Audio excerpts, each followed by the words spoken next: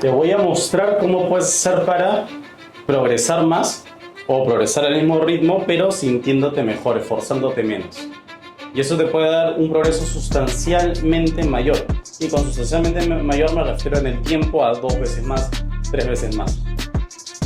La mayor parte de gente no entiende realmente lo que es la fatiga y lo que es el estímulo. No entiende la diferencia fundamental entre ambos conceptos. Y es crucial entenderlo porque fatiga y estímulo son dos cosas radicalmente opuestas.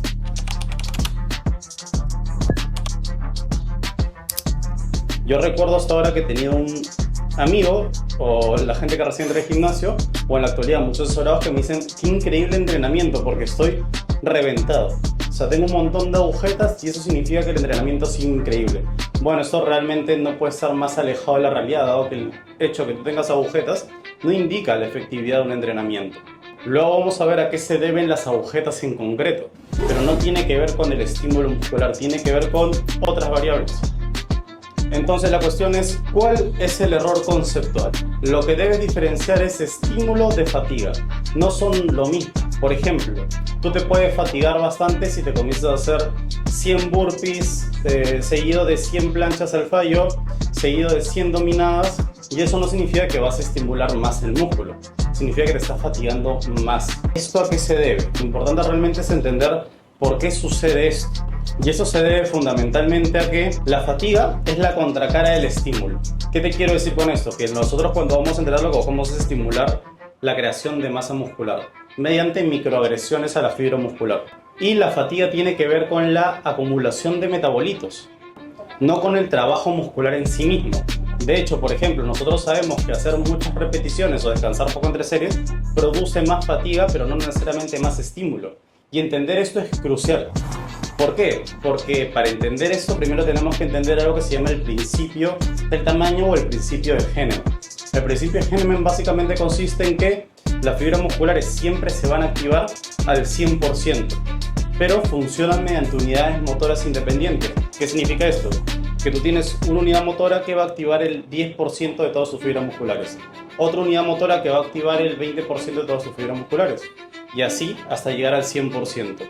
¿Qué pasa cuando descansamos poco? Cuando descansamos poco lo que pasa es que no damos el tiempo necesario para tener suficiente energía como para activar las motoneuronas de alto umbral excitatorio. Se llaman de alto umbral excitatorio, o las que activan el 100%, 80%, 90%, porque requieren más energía eléctrica para activarse. De esta forma también es como controlamos la fuerza, por ejemplo. Nosotros cuando agarramos un vaso, la forma en que tenemos de no reventar el vaso es justamente a través de las motoneuronas. Activamos una motoneurona que activa el 10% de las fibras musculares y no el 100%, porque si activáramos el 100%, reventaríamos directamente el vaso. No podríamos controlar la fuerza. Entonces, cuando nosotros descansamos poco, lo que estamos haciendo es darle un gran trabajo a, por ejemplo, el 60% de las fibras musculares, sin que se haya activado el 100%. Y esto representa un problema gravísimo. ¿Por qué? Porque el crecimiento muscular no se encuentra fundamentalmente ahí. Al final, si tú te llegas a darlo todo y estar muy cerca del fallo, que esto es intensidad, vas a poder activar todas las unidades motoras porque tu cuerpo no va a tener más remedio. Pero de por sí es ineficiente. ¿Por qué? Porque no damos el tiempo de descanso necesario como para que la energía de nuestro cuerpo suba y esa energía pueda activar las neuronas de alto umbral excitatorio, las motoneuronas de alto umbral excitatorio, que justamente necesitan más energía eléctrica porque son descargas eléctricas más potentes. Entonces, ¿qué significa esto? Que estamos causando una cantidad de daño sobre el primer 60%, por ejemplo, de fibras musculares. Y eso justamente es lo que se conoce como el principio del tamaño o principio de Hahnemann. Lo otro que es crucial es que cuando nosotros descansamos poco, también acumulamos más metabolitos. ¿Y qué es lo que pasa? Que realmente el músculo, cuando arde, cuando siente esa sensación de ardor, cuando siente esa sensación de quemazón, se debe no al trabajo muscular en sí mismo. Por eso es que vas a notar que cuando cambia de ejercicio te comienza a arder, por ejemplo. O por ejemplo, cuando no has ido mucho tiempo al gimnasio, te arde bastante y tiene bastantes agujetas. Y eso no significa que has trabajado más el músculo. Simplemente significa que has generado una respuesta inflamatoria mayor. A la sangre han salido un montón de metabolitos y estos metabolitos que están circulando por la sangre van a tocar a lo que se llaman nocisorreceptores. Es decir, los receptores sensoriales, los receptores mediante los cuales tú sientes o tu músculo siente, no están adentro del músculo, van hacia la sangre. Entonces cualquier cosa como los radicales libres que estén circulando por la sangre va a producir la activación de esos nocisorreceptores. De hecho, por eso es que, no sé si han visto las imágenes de drogadictos que tienen el músculo consumido y no se entiende cómo es que no se siente. Y eso es porque el músculo se carcome por dentro, se les come por dentro. Y cuando se destruye por dentro no produce dolor, porque no hay receptores sensoriales adentro, es en la capa superficial donde se encuentra. Ahora vamos entendiendo mejor la lógica de por qué te arde el músculo. El músculo te arde por la cantidad de radicales libres que circulan por la sangre, chocan los nocisorreceptores y producen esa sensación de ardor en el músculo. A más radicales libres, más ardor en el músculo. O a más metabolitos, más ardor en el músculo. Porque van a tocar más esos nocisorreceptores. ¿Y el tamaño y el crecimiento muscular con qué tiene que ver? Con la cercanía al fallo. Es decir, el crecimiento muscular se va a dar cuando estamos cerca o hemos llegado a activar el 100% de las fibras musculares. ¿Por qué? Porque ahí es donde se produce la mayor degradación, es decir, no hay una situación más demandante de adaptación, porque recordemos que el músculo busca adaptarse al estímulo externo, que esa situación donde se activa el 100% de las fibras musculares te cuesta y sigues. ¿Por qué? Porque eso va a generar una respuesta adaptativa que va a hacer crear más masa muscular, que es lo que precisamente estás buscando. Pero para esto no es eficiente descansar poco ni sentir mucho ardor, porque ya hemos dicho que no tiene que ver con eso. ¿Qué es lo eficiente? Descansar suficiente para tener la energía necesaria para rendir al máximo la siguiente serie, al tiempo que esas moléculas de ATP también nos van a servir para mandar descargas eléctricas más potentes, activar las motoneuronas de alto umbral excitatorio que van a ser capaces de activar un mayor porcentaje de fibras musculares. Esto es crucial entender. Ahora, algo importantísimo es cómo cuantificamos la fatiga. Es decir, ya entendimos que el ardor no tiene que ver con crecimiento muscular, sino que tiene que ver con otra cosa. La cuestión ahora es, ya sé esto, pero ahora ¿cómo puedo cuantificar? ¿Cómo puedo medir la fatiga? Existen indicadores bioquímicos, se podría hacer una prueba de sangre, pero evidentemente no es eficiente ni lo necesitas. ¿Por qué? Porque tenemos indicadores de variables cualitativas, descuido, ahora te explico qué es, ordinales, que nos sirven para identificar, mejor dicho, cuantitativas ordinales que nos sirven para identificar justamente nuestro grado de fatiga. Así que tienes que apuntar 3 preguntas fundamentales. Son las 3 preguntas claves que debes hacerte. La primera es, ¿te sientes fatigado durante el entrenamiento? Lo vas a puntuar del 0 al 10. La segunda es, ¿te sientes fatigado durante el entrenamiento? Lo vas a puntuar del 0 al 10. ¿Qué ha pasado con tus cargas? ¿Han descendido o han aumentado? Entonces, no va a bastar con que estés fatigado durante el entrenamiento o fuera del entrenamiento. Tienen que estar los 3 indicadores de fatiga juntos como para tener una medida más precisa, porque la evidencia vemos que sí lo es, de que es hora de meter un periodo de desentreno. Un periodo de desentreno no es nada más que descansar. Hacer un descanso activo, entrenar con series no efectivas. Recordemos que una serie efectiva es porque es efectiva para el crecimiento muscular, y una serie no efectiva es que no es efectiva para el crecimiento muscular, que sería lo mismo que una serie que no activa todas las, o que no llega a activar las motoneuronas de tu umbral excitatorio. Entonces no va a activar el mayor porcentaje de fibras musculares. Esto es crucial. Entonces, ¿ahora qué tienes? Tú cuando pones esos números, ¿qué información te ha dado? Una muy importante. Ahora lo que tienes son números de fatiga. No es menor. ¿Por qué? Porque ahora tú tienes, esos números no significan nada por sí mismos. Es decir, el 5 que tú puedes marcar ahí te dice 0. No hay información. ¿Por qué? Porque ese 5 por sí mismo no significa nada. Pero ese 5, visto todas las semanas qué pasa, o sea, tú cómo te vas sintiendo, sí que es una variable que te va a indicar cómo te vas sintiendo. Entonces, si tú ves, por ejemplo, que la primera semana pusiste que fuera el entrenamiento te sentías fatigado un 5, y la siguiente semana, por ejemplo, pusiste que te sentías fatigado un 6, y la tercera semana volviste un 5, pero la cuarta semana te fuiste a un 7, luego la octava semana te fuiste a un 8, luego la novena semana estás en un 9. ¿Qué quiere decir esto? Que tenemos variables cualitativas que por sí mismo ese número no significa nada, pero sabemos que te sientes más fatigado. Entonces, cuando vemos que esos 3 valores se comienzan a incrementar, por ejemplo, la fatiga durante el entrenamiento, la fatiga fuera del entrenamiento, al mismo tiempo descienden tus pesos, significa que es momento de un periodo de desentreno. Y hay dos tipos de desentreno. Puedes emplear un desentreno total o un desentreno parcial.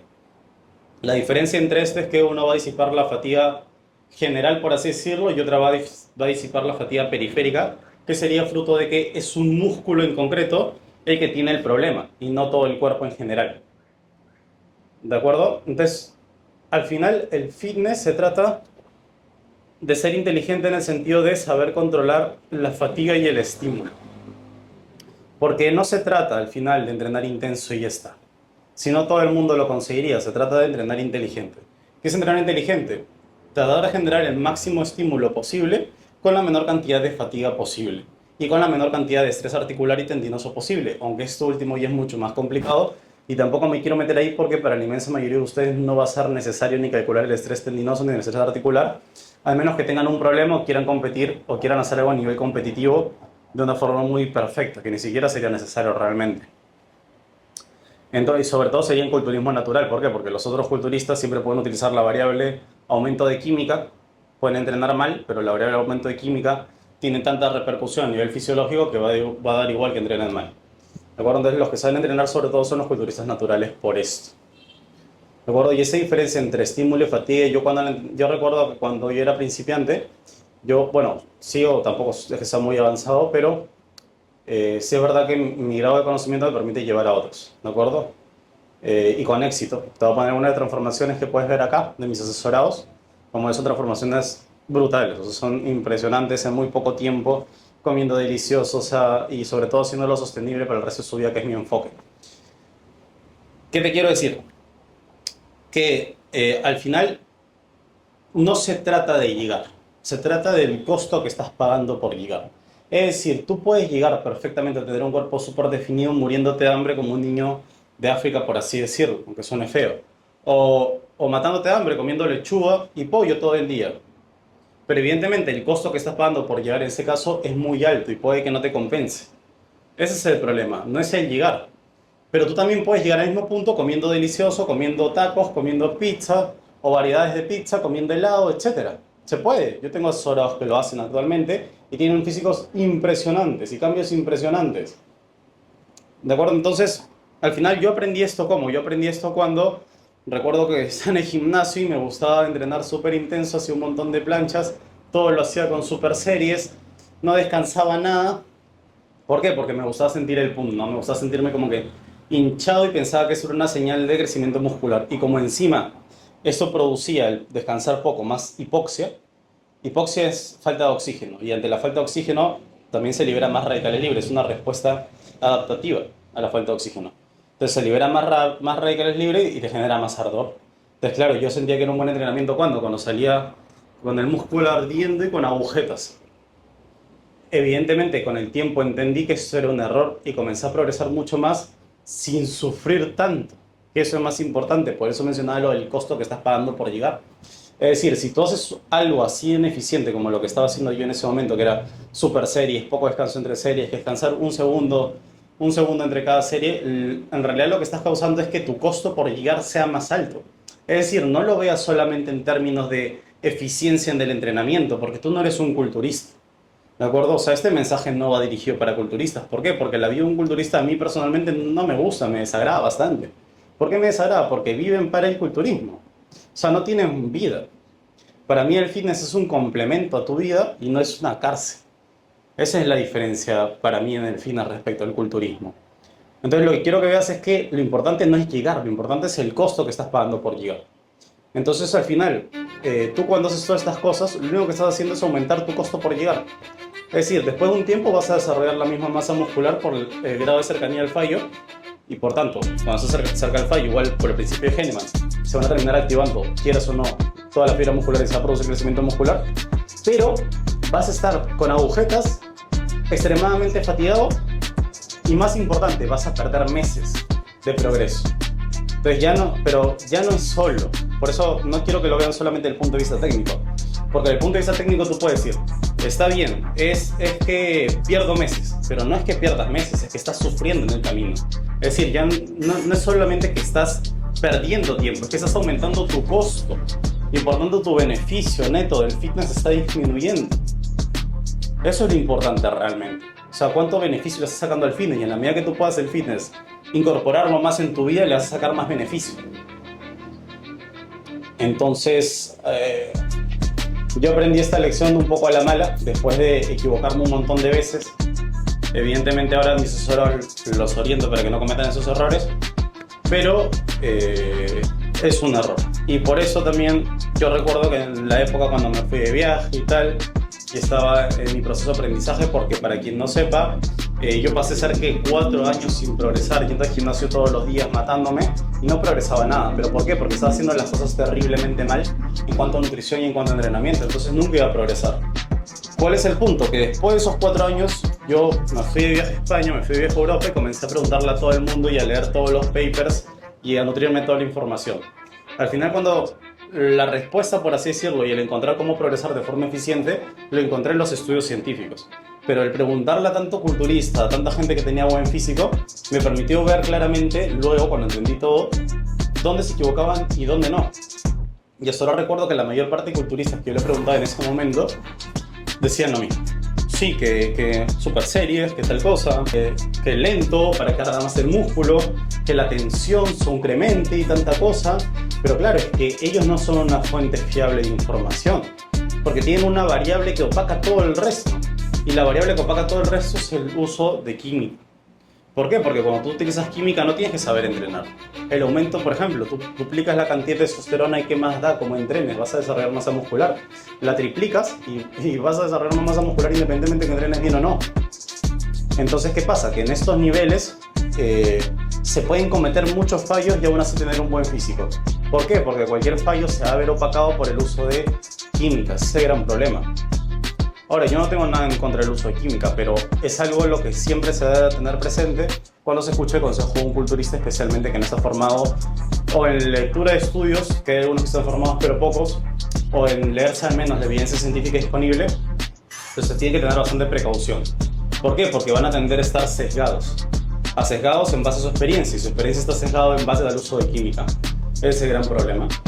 Y encima se suman otros factores de ignorancia. Yo recuerdo un amigo que me decía, sí, después de 4 semanas tal compuesto sube y luego se estanca y luego tienes que cambiar otro compuesto. O sea, hablando de química, ¿no? Y claro, ahora me doy cuenta que tiene cero sentido. O sea, no era que dejaba de ser efectivo, era que estaba alcanzando su vida media, y una vez alcanza su vida media, bueno, ya dejas de tener ese proceso de retención de agua porque ya la dosis no se está incrementando en sangre. Porque tú te puedes poner la misma cantidad, pero la estabilidad en sangre no se alcanza en una semana. Se alcanza en 2, 3, 4, 5. Depende del tipo de compuesto, si es de vida corta o vida larga. ¿Cuál es el punto? El punto es que todas estas cosas lo que mostraban era lo sesgado que estaban. Entonces todo lo que ellos saben, el problema es que está muy sesgado por una variable que es tan poderosa que opaca el resto. Entonces al final una fuente más fiable de información siempre es el culturismo natural, aunque es un poco tóxico, pero porque acá no se trata de moralidad, no se trata de que está bien o está mal, simplemente se trata de identificar información objetiva, identificar posibles sesgos para sacar una conclusión adecuada. ¿De acuerdo? Eso es todo lo que quería transmitirles por hoy. Recuerden los indicadores de fatiga, con esos indicadores de fatiga tienen suficiente para progresar de forma mucho más eficiente. El descanso, vamos a simplificarlo, tomen un descanso de una semana. En otro video ya voy a ampliar sobre estos temas, ¿de acuerdo? Entonces nos vemos en el siguiente video.